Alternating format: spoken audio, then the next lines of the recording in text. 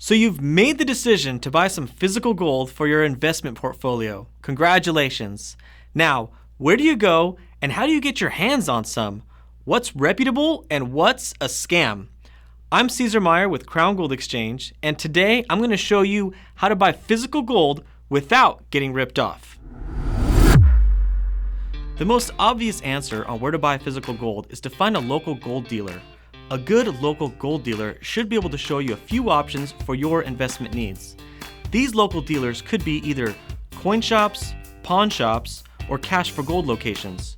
Most local gold dealers can offer you better deals for items that they already have in stock. If they don't have what you have in stock, they should be able to place an order for you. If you develop a good relationship with your local gold dealer, they'll get to know your likes and your dislikes and will let you know when something that fits your appetite comes into their store. If you prefer to do your gold coin, bar, or bullion buying online, here are some reputable companies you can work with, but you may end up paying just a little bit more. And these companies are APMEX, SD Bullion, JM Bullion, and MoneyMetals.com. When you're comparing prices, many dealers will give you a dollar amount above spot for that particular item that you want to buy. For example, you might get quoted $100 over spot as the price for a particular gold coin. Be sure to ask if they're using the spot bid or the spot ask price. Also, have them tell you the total amount it would cost to get it actually in your hands. This includes all taxes, all fees, and any other special hidden charges.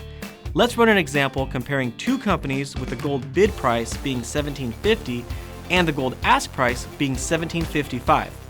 The first company says they will charge you $80 over spot for 10 gold bars, but you ask the right questions and find out they're using the spot ask price of $1,755. However, they also charge you a handling fee of $20 per coin and also a $50 shipping fee. Additionally, they only accept wire transfers, so that adds another $30 to your total cost. When you get to your final invoice, you're looking at $18,350 for 10 gold coins. But remember, you have to add in the $200 in handling fees, $50 for shipping, $30 for wire fees. This takes your total to $18,630. The second company says they'll charge you $100 over spot for 10 gold bars. Again, you ask the right questions and find out they're using the spot bid price of $1,750, $5 less.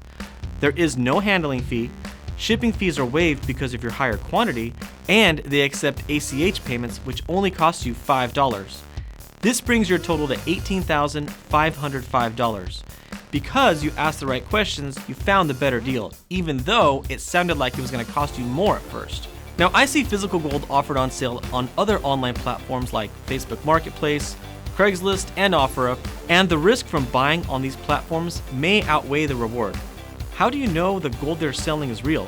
More importantly, how do you know you're going to be safe while meeting a stranger carrying thousands of dollars?